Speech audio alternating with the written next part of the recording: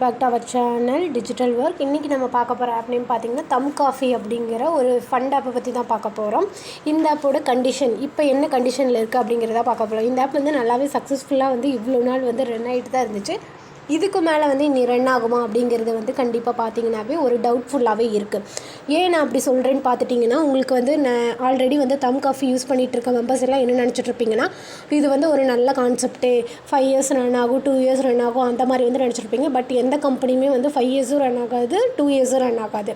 ஆப்ஸ்னால் வந்து நான் நிறைய டைம் சொல்கிறது என்னென்னா, ஆப் வந்து நிரந்தரம் கிடையாது. ஒரு நாளில் வந்து அது வந்து கண்டிப்பாக க்ளோஸ் ஆகும் அப்படிங்கிறத மைண்டில் வந்து ஃபிக்ஸ் பண்ணி இதில் ஒர்க் பண்ணுங்கள்.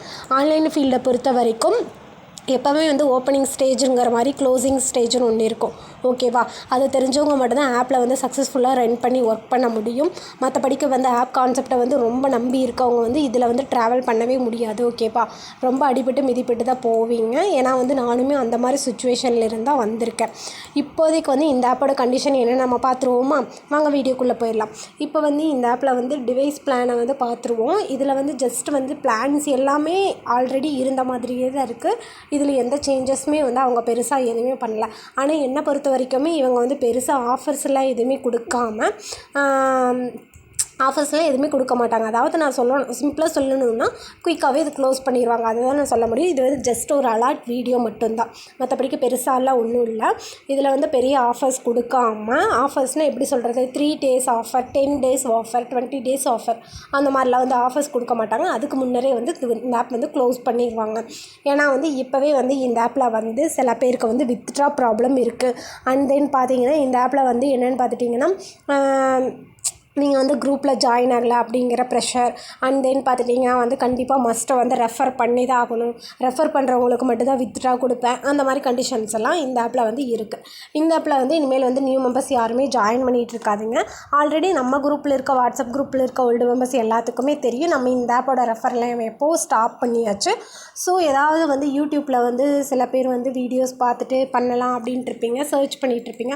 அந்த மெம்பர்ஸ்க்கான யூஸ்ஃபுல்லான வீடியோ தான் இது. கண்டிப்பாக வந்து இந்த ஆப்பில் வந்து நீங்கள் யாருமே ஜாயின் பண்ணாதீங்க. ஜாயின் பண்ணிங்கன்னா உங்களால் வந்து ஒரு ப்ராஃபிட்டோட வெளியே வர முடியாது. கண்டிப்பாக வந்து ஒரு லாஸோடு தான் நீங்கள் வெளியே வருவீங்க. அது 100% என்னால் சொல்ல முடியும். பட் இந்த ஆப் வந்து நான் வீடியோ போட்டுன்னா அடுத்த நாளே க்ளோஸ் ஆயிடும்னு நான் சொல்ல வரல. பட் ஆனால் இந்த ஆப் வந்து ரொம்ப குயிக்காகவே க்ளோஸ் ஆயிடும். அதை மட்டும் கொஞ்சம் மைண்டில் வச்சுக்கோங்க.